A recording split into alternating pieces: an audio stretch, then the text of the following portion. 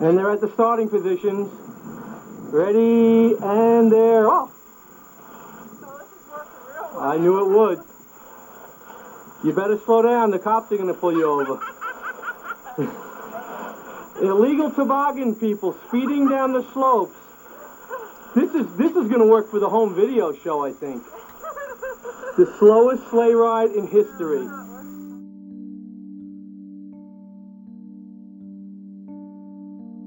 I had a bad back for about 11 years. Went to a pain management doctor, and he gave me cortisone shots and 3 epidurals over a 7-month period. And he gave me what I thought was a cortisone shot, and it ended up being a sciatic nerve block, which I had never heard of, and he never explained that to me. So my husband, I told the doctor the minute he gave me the shot that my foot was numb. And I was standing right by my kitchen, and I was putting something down on the shelf, and all I did was move my foot forward, took a step to the left, and I completely fell over like a tree. So I called the doctor the next morning and told him that something was wrong with my foot and that it wasn't swollen, it wasn't black and blue, but I couldn't move my foot. Got home, and at 7 o'clock, I'm in bed because I couldn't really walk, and the doctor calls me and says, "Yeah, you have your husband get on the other extension." And he got on the other extension, and he said, "You have drop foot, and you need to have surgery tomorrow first thing." And he gave me a list of surgeons to call, and I called a surgeon. I went in. My husband took me in on that Tuesday, and he examined me, and when he pulled out my films, he said, "Oh my God, this is the worst I've ever seen. Do you have control of your bladder and your bowels?" And I said, "Yes." He said, "You shouldn't." He goes, I'm sending you right to the hospital." The next morning, I had surgery, and the doctor told me that if this was caught within 48 hours, that I would be fine. They've chosen the beautiful song, Always.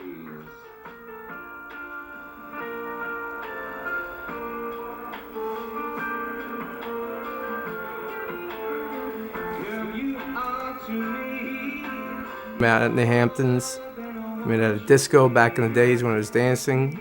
I found one of the best dancers out there. Ended up marrying her. And now when we just even go to like a wedding, to get up and try to dance, she has to use a cane. Just, all we have is the memories. And at this time, we're going to bring our bridal party to join in with our happy couple. Our bridesmaids, our ushers.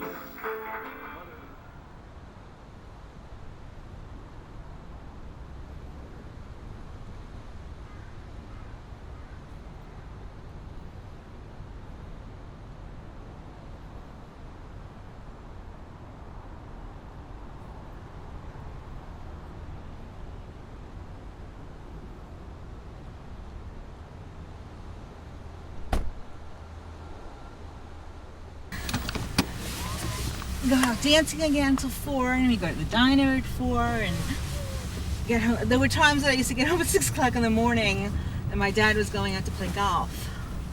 And I'd be like, "Hi, Dad." And I'd give him a hug, and then I'd go out dancing again.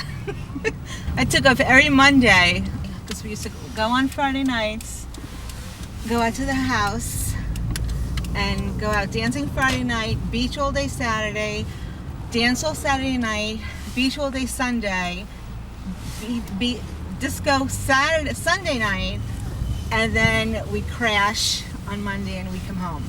And we used to take off on Mondays, and that was, I met Jimmy on a Sunday night at 3 o'clock in the morning at a club in West Hampton. Clubbing days. Yeah. Disco queen. I miss snapping, I miss dancing, I miss having to wear, I have to wear sneakers wherever I go. It just drives me crazy. I have these like orthopedic black shoes that I wear, like if I go to a wedding or something, and I have to, I never wear a dress because I don't want anybody to see the brace, so I always have to wear slacks. As long as my baby's happy, I'm happy. Yeah. It's true. As long as she's happy, I'm happy.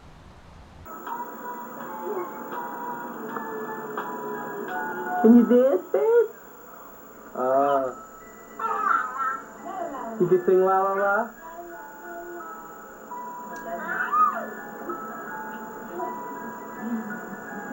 You want to go backwards again.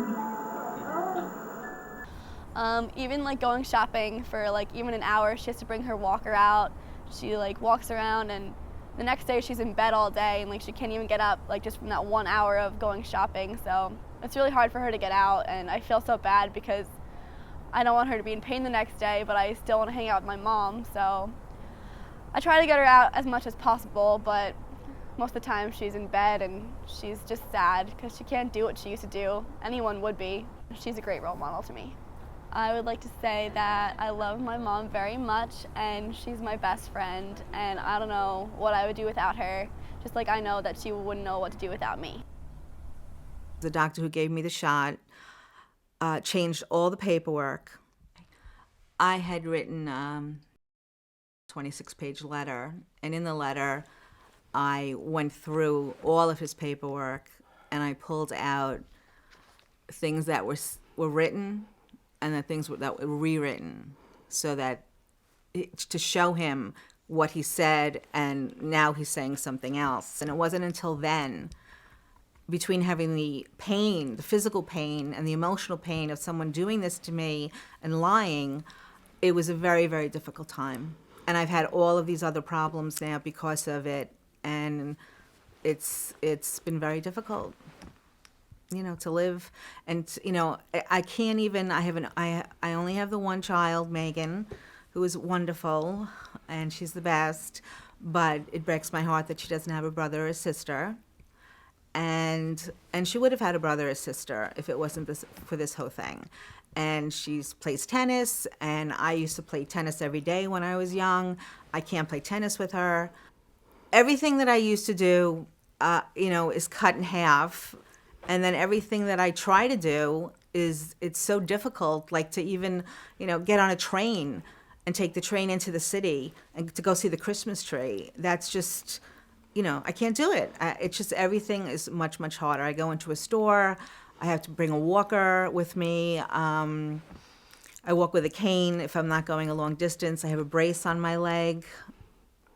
Everything changed drastically, from social life to running around to taking Megan to going out and play dates and restaurants and all of our friends. And we'd run to the city, we run to the Philly Zoo, just always doing something, taking Megan to Sesame Street.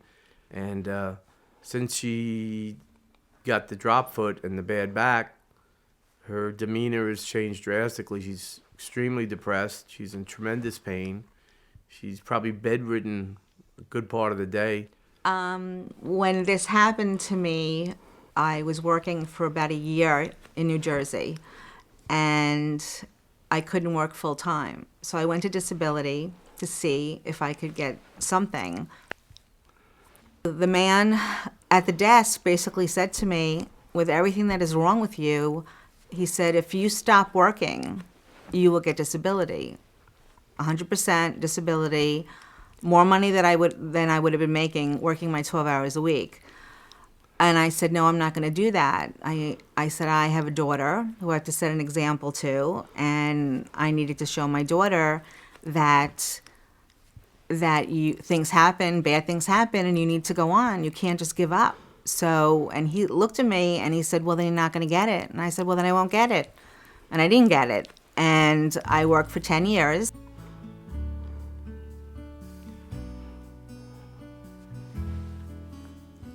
I do want to say that it broke my heart that my 8-year-old daughter had to see what I was going through.